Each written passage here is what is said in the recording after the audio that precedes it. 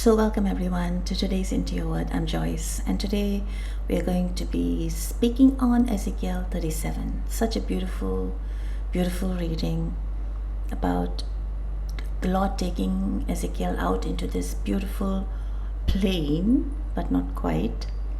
What does he see there? He sees bones, and they're all dry.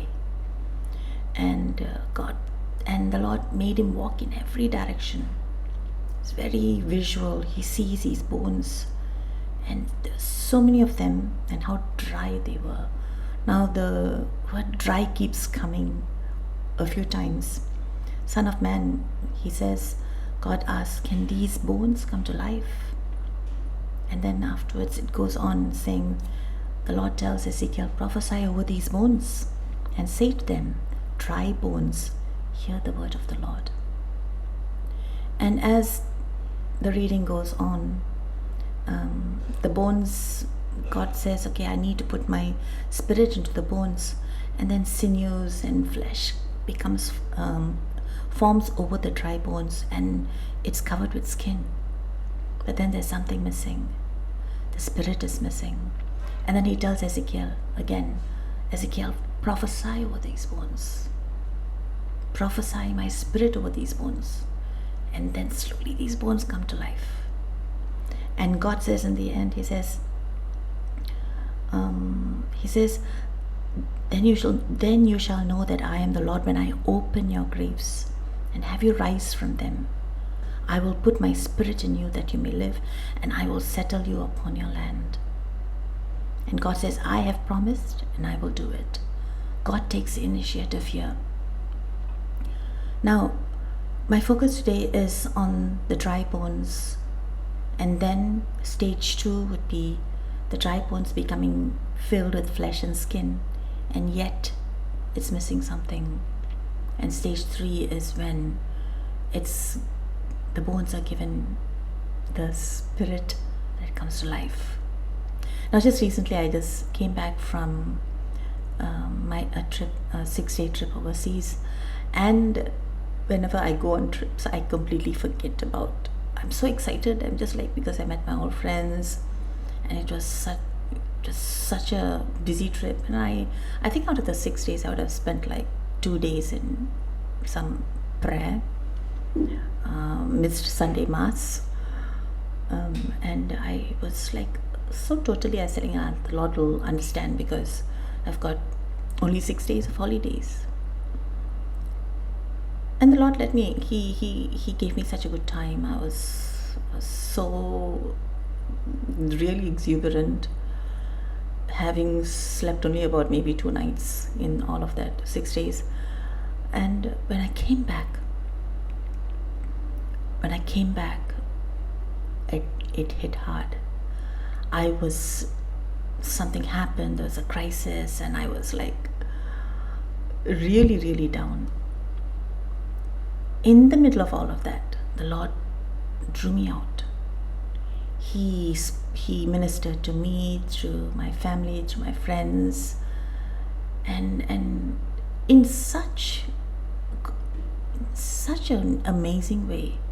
God took the initiative, and God spoke to me, and God really put His Spirit inside of me. Today I'm sort of recovering from that. It may take time to heal, but I'm good with that. It's a process. And I want to read to you what I wrote in my journal. I said, Lord, my God, I need help.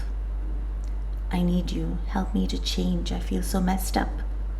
But Lord, at the same time, I feel that there's so much hope, as I'm understanding that there are too many areas in me that need changing, and I have to start work on myself. And I've been like moaning and groaning in my prayer journal. So this is my prayer journal, and it's a good thing that I have it, because I get to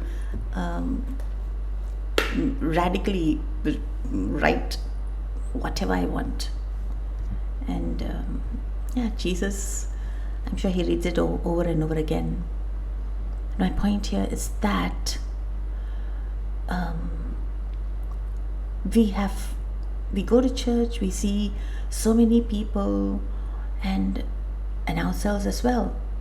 Are we just dry bones, just with flesh, just coming to church without the Spirit?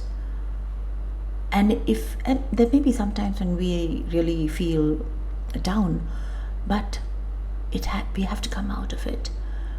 And how do we come out of it? The gospel reading says 2 commandments. One is love the Lord your God. Doesn't stop there. And Jesus tells them, love your neighbor as well as you love yourself. So these are the 2 greatest commandments. First, I need to check that. Am I loving God? Am I loving my neighbor? Next, it's in the Psalms. Give thanks. Because sometimes when we look at ourselves, we can think, oh my gosh, I'm so miserable, and it can get so, the evil one can really make us look at everyone else and think, oh yeah, everyone else is so happy and they're also joyful, and look at me. That's a lie. God has blessed us so many times. If we begin to count the blessings, and this is sometimes I do this, in fact I think now I need to do that again. Just write down all 100 things that I'm grateful for. And it's a struggle. In the beginning it may be a struggle, but make that just commit to doing this, maybe sometime this week or next week, but do it. Because the minute we begin to see things positively, and then we realize, oh my gosh, I'm so blessed, and then we give thanks to God, and when we become joyful, thankful people, there is no reason to mourn and groan. There is no reason to be dry.